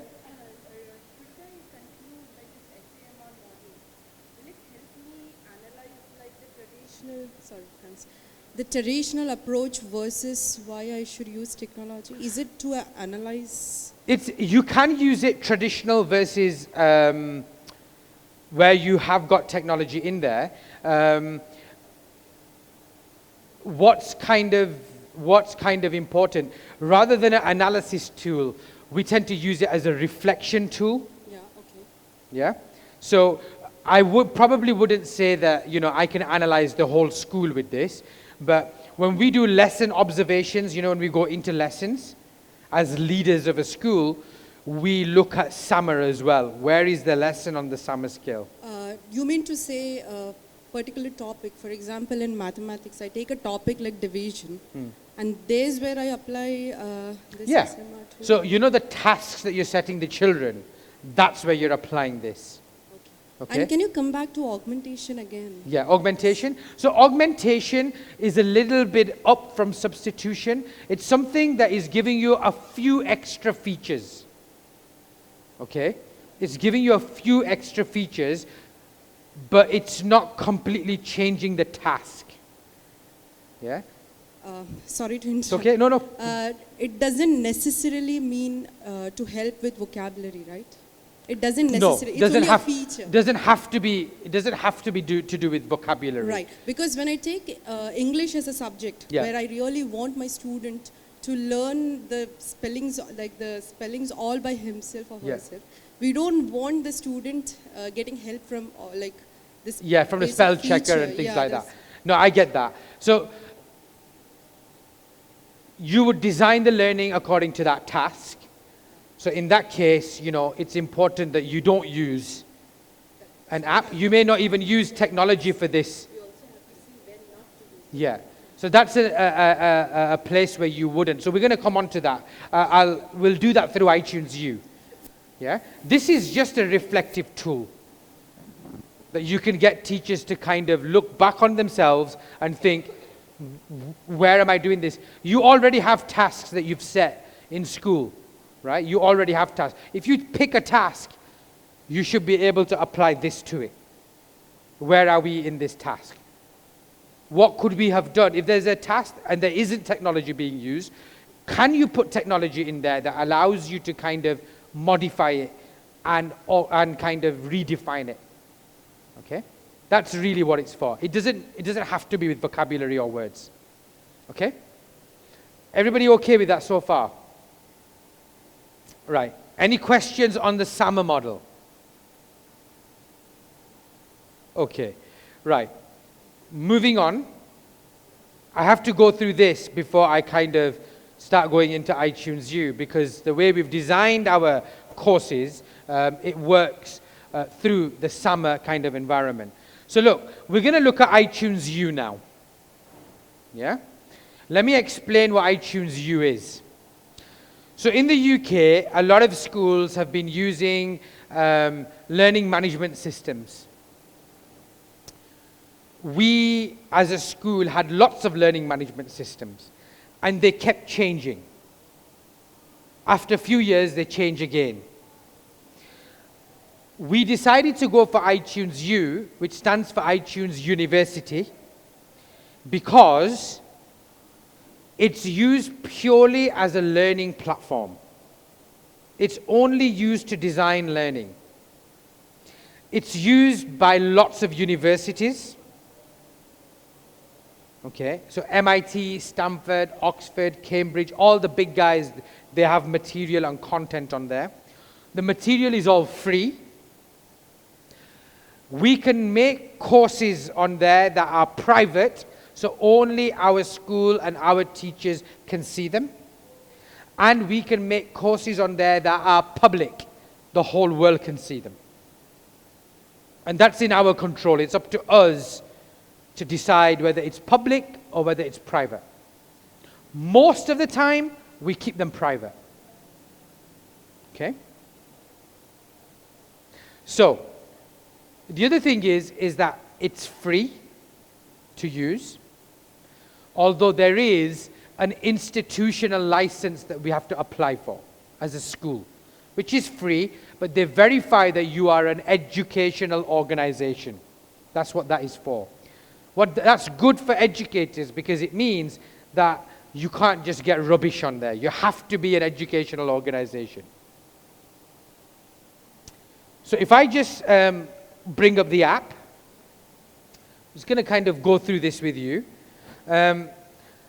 It looks very much like books on a bookshelf, you know, like you get those digital books and so on, but it's not. Each one of these things that you see are actually courses with lesson materials and content and everything it's in there.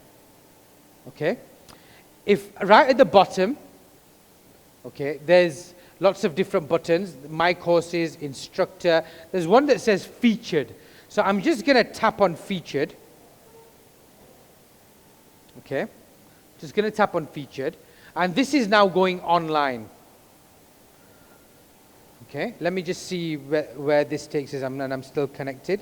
Okay? So this is taking me online. If you look on there now, you will see that there are courses and content and material from all over the world and in so many different subjects. So you can see things like there's university courses on there, there's schools from high school, there's even primary schools, there's lots and lots of material that's actually on there. Okay? And there's lots of different providers. So the University of Oxford, Yale, and so on, they're all on there. Your organization or your school could also have a public presence if you wanted it to. If I go to the top right-hand side and I type in ISA,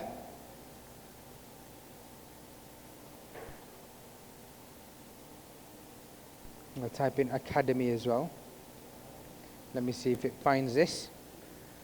We made about 10 courses, okay, and we made them public. We checked them for content and material and so on, and we made it all public, and we've got about 10 courses that have actually kind of been made available. Let me just see if this finds it, maybe not. You got it? Okay, so you found it before me. There you are. So you can search for them and you'll see that those courses are on there. So those are public courses.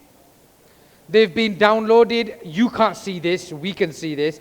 They've been downloaded about 25,000 times in about 13, 14 different countries. So it's possible to have presence across the world with this. We've even made some of our very bright students publish courses as well. So if you see on there, there's one course called GCSE English to Kill a Mockingbird. That's been done by one of our students. Okay? So that's quite powerful in many ways for us. Okay, I mean they're just checking for Wi-Fi. So iTunes U is our kind of platform of choice. Now we've chosen that because we've seen lots of universities actually use this material. It allows for collaboration and it allows for you to actually use the material offline without internet, which is also important for us and it's also important for students as well. Okay? What's important to get right, though, is the structure and how you decide to set it up as an organization. That's really important. So, it's okay. I'm just going to go back to that. Thank you. So let's just look at this for a moment. We've come up with kind of branding for our courses with our logos and all that sort of stuff. Okay. We've come up with names and how we're going to name our courses as well, so that there's not millions of courses. And when we first started planning for iTunes U, we used our swimmers. Those are the guys that we used. So I had about 9 swimmers in my school. I worked with those guys to get them to understand good pedagogy, SAMR, and how we create the iTunes U kind of course. Okay? Then what happened, we took one swimmer and we attached 10 shark spotters with each swimmer. And within that, there were some tree huggers as well. And then they began to kind of develop.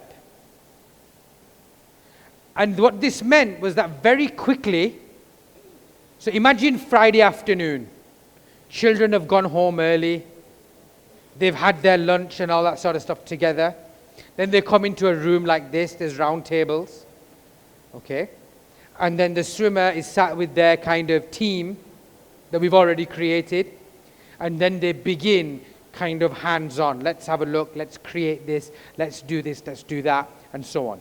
And they begin to develop that over a period of 5 to 6 months, Friday afternoons. There comes a point when the courses are ready for the next semester, and when students come in with their iPads, they are able to join the courses immediately. There's no lag in getting the iPad, and we're still waiting. What's going to happen? Do we use them? Do we not use them? What's happening? And so on. So let's just look at that development of what we've done and why we've done it. You might not decide to do it like this, but I'll share our thoughts and I'll welcome your thoughts as well. So I'm going to show you this English course that we've got. Okay? If I tap on this course, there's some buttons at the bottom. It says info, and posts and notes and materials. So I'm just going to take you through the structure. If I look at info, this is the first thing that we did. Look, we put in a description of this course. Why did we put in a description?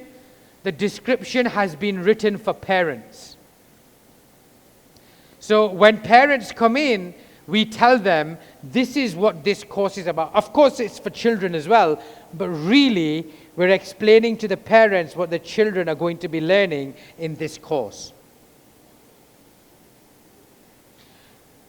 We've not called it the one-to-one program. We've called it the family learning program. We don't even call it the iPad program in our school. So this text has been written by the English department, and it talks about what they will be studying. What we've also got is a little bit of prerequisites, and we've also put in books that the parents should be encouraging their children to read for this course. Okay? Now, one of the other reasons why we decided to use the iPad for all of this is because, look, if I tap on this word, of course I can get dictionaries and I can look up words and things like that, but I can also, if I do this and I hit speak. For better or worse, conflict has been an enduring. Can you see it's reading it really slowly at the moment? Okay, if I just go to settings and I go to general and accessibility and speech,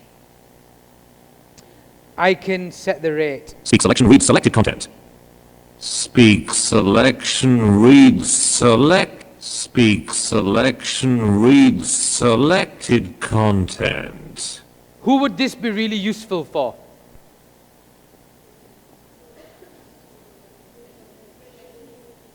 Dyslexic students, students that are visually impaired. Okay, the material that you're creating, you don't have to do anything special for. It will read this stuff out to them. And they can, on their devices, on their own device, a visually impaired student, and we have some of students that are visually impaired, they will set this to really high because their hearing is very sensitive. They can just read it. The other thing that's really important, if I just highlight and go to this, can you see that it was highlighting the word as it's going along? That improves reading and literacy because it's saying the word and it's highlighting it at the same time. Okay? So that's really powerful. Okay? Right.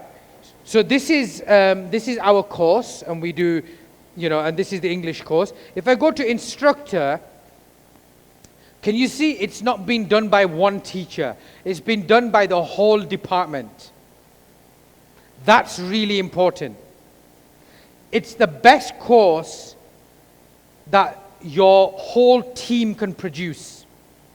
Now, from a leadership perspective, that's really powerful because it means that your strongest English teacher will dominate in terms of creating this. Otherwise, sometimes, as we know, we have some really great teachers and we have some teachers that are still developing. And we felt that it was unfair that if as a student you end up with that teacher, you actually don't get a better experience compared to a different teacher.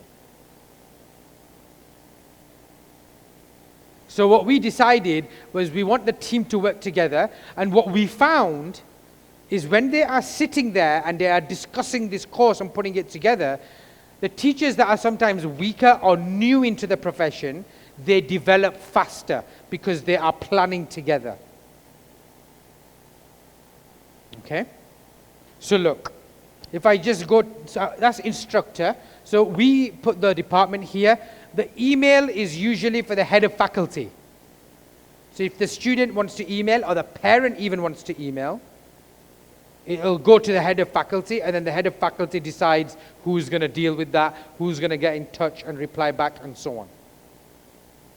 What this also means is that because you're working as a team, we don't see any spelling mistakes and errors or anything like that, because everybody knows when it goes on iTunes, everybody's going to see it, and it's a reflection on us. So we need to check, double check.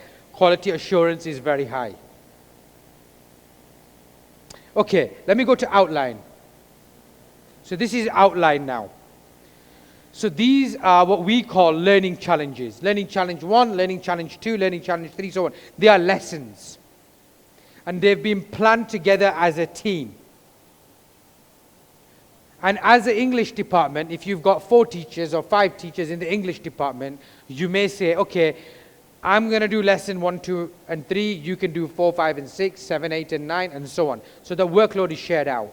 But everybody can see everybody else's. Okay? And this doesn't happen in one go. So you don't just come one Friday afternoon or in 6 months and you get everything planned. It's a rolling process. We're planning ahead of time. Once you've been through one academic year, all your content and material is on here. The following year, you don't need to spend all that time planning again. The following year, you tweak and you make better and you improve and you might look at tasks and so on. Does that make sense? Yeah? Any questions so far? I'm quite happy for discussions or people to jump in.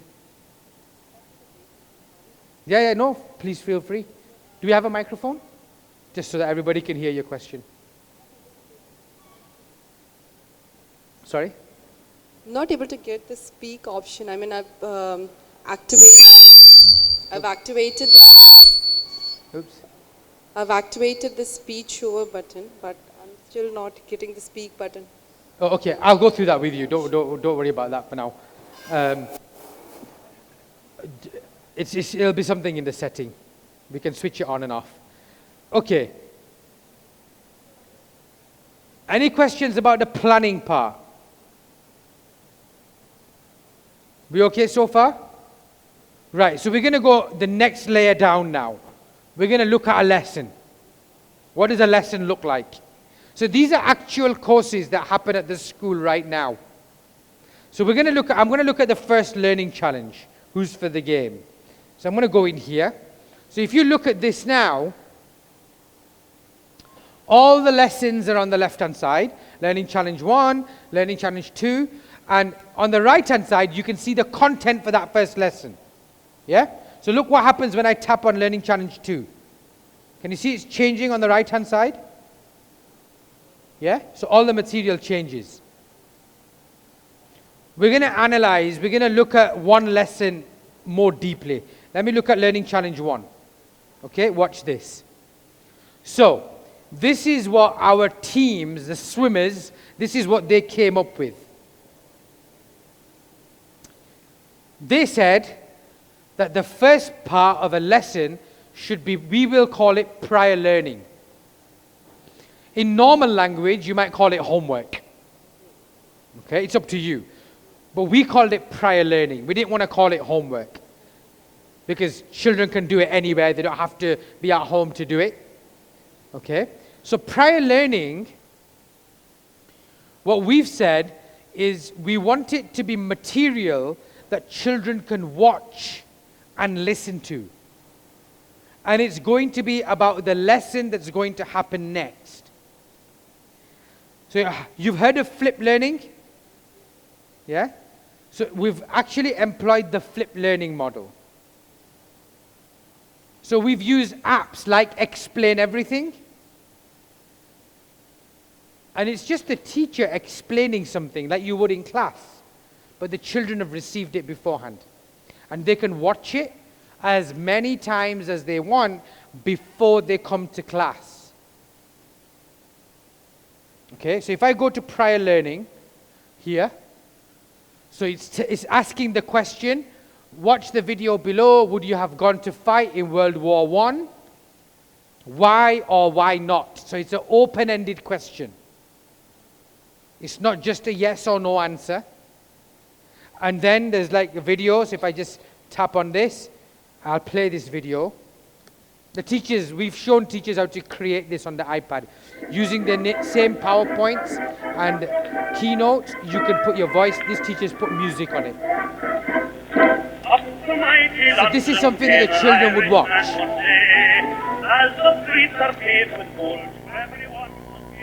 What's interesting is they can pause it at any time. They could see the questions. Their parents will see this happening with them at home. If a child wants to watch this 6 months down the line again, they can. Can you see we're redefining now? You've got access to this content whenever you want. And it's for every individual student. Okay? Let me just pause this. Okay. I'll try to choose you.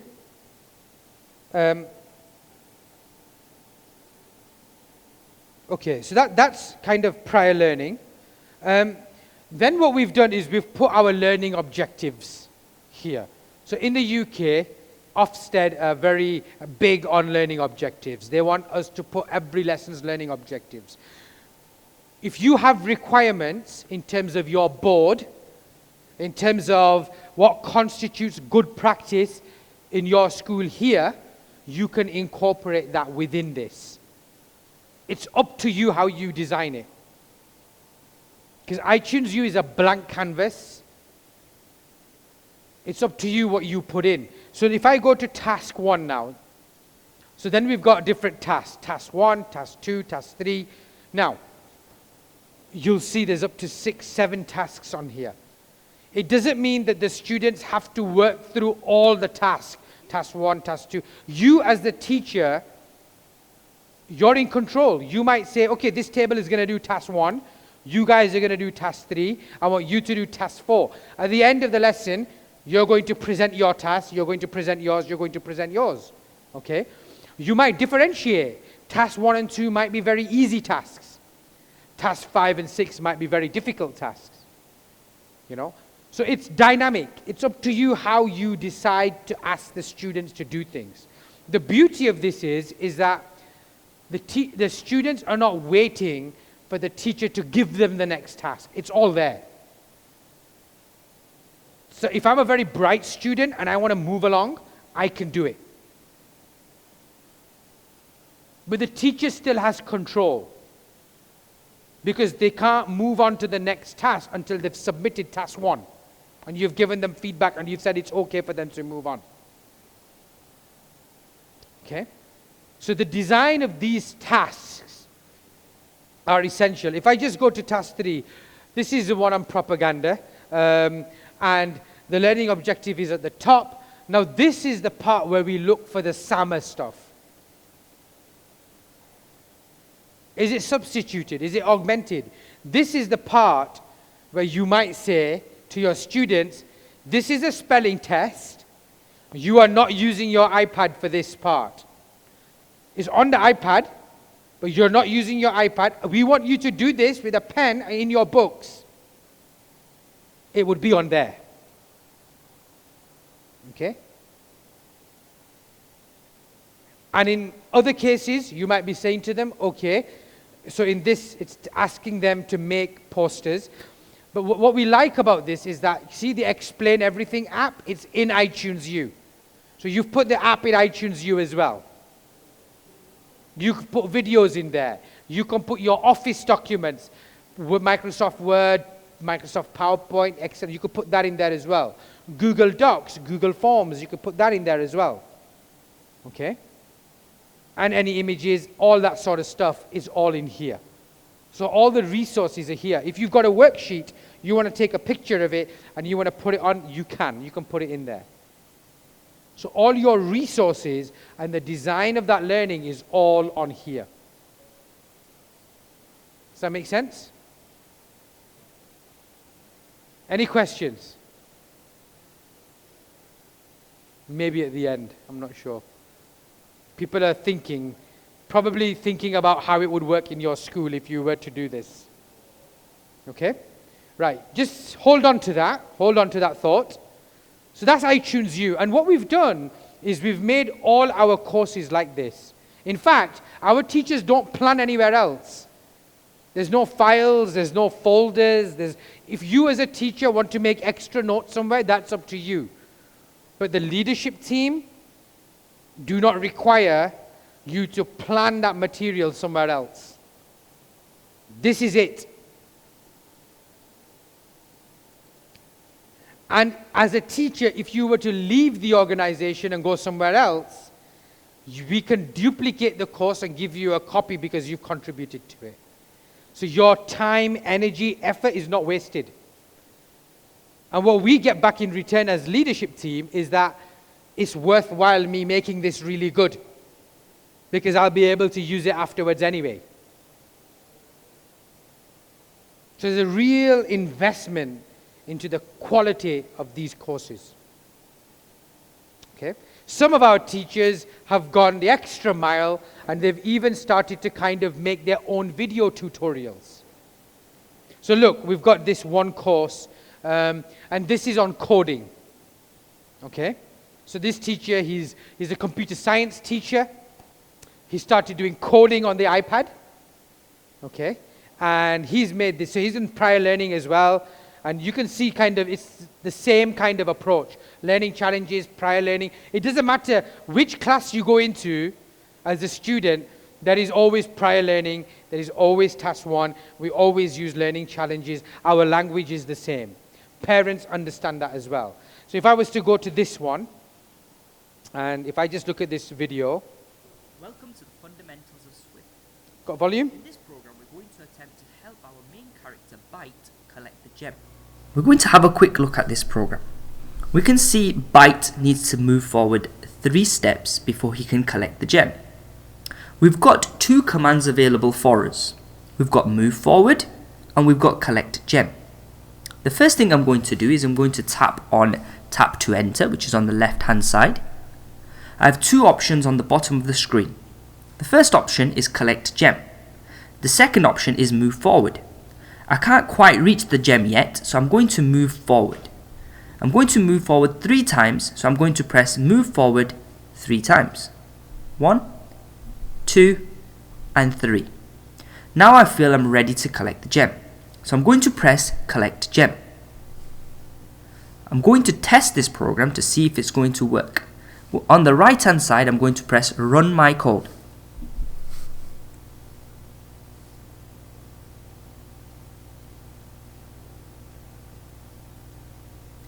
Congratulations! Byte has collected the gem. Okay, so that's an introduction for coding for very young children. Okay, so they're beginning to kind of see the move forward. They're actually beginning to see syntax, real code. They're beginning to kind of see that. But the beauty of this is that I could watch that video as many times as I want as a student. I could pause, I can go back. I could say at 1 minute, 10 seconds, sir, I don't understand what's going on. So if there's a cognitive block for a child, there's an exact point in time I can make reference to back with the teacher. Okay? So these things are becoming kind of quite powerful. Now all of this is being done on the iPad. All this creation of courses, the videos, all of it is being done on the iPad. Don't worry about how do we do it. Because this session isn't about how. This session is about what's possible. Okay? And just visioning and what can be done. This is, if you came to our schools, this is normal. Let me just kind of come out of here. So it doesn't matter which courses I go to on here. It doesn't matter which courses I go to. If I was to go to this music one, okay, you'll see it's the same thing. Description, prerequisites, instructor, and I've got outline with my content and learning challenges and so on. If I go to my learning challenge, okay, again, I'm seeing prior learning and so on.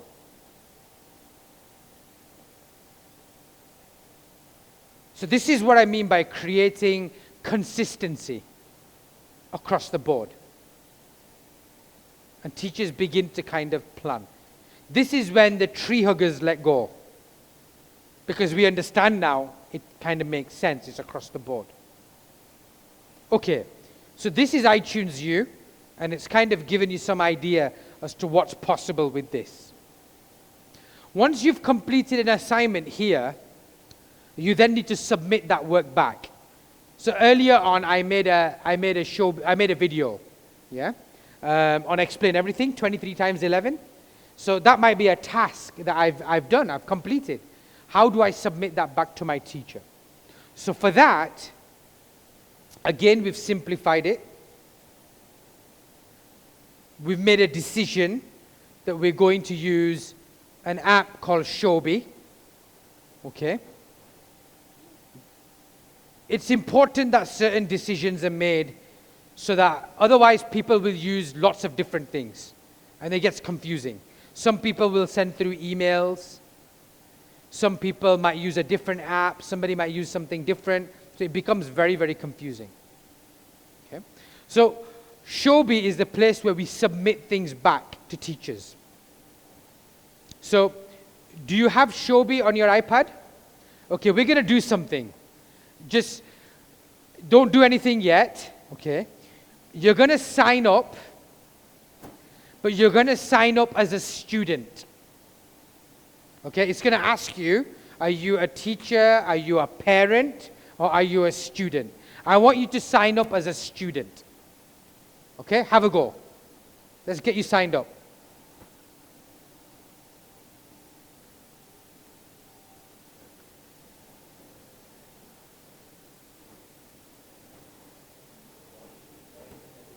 Have you signed as a teacher? If you've signed in as a teacher already, don't worry about it. Just leave it as it is. You use it. Let's sign in as a student.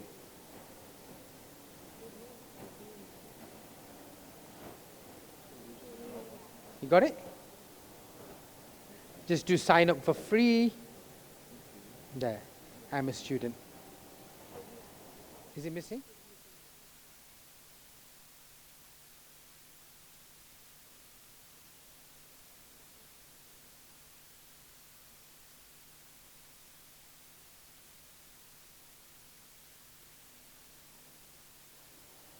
You okay?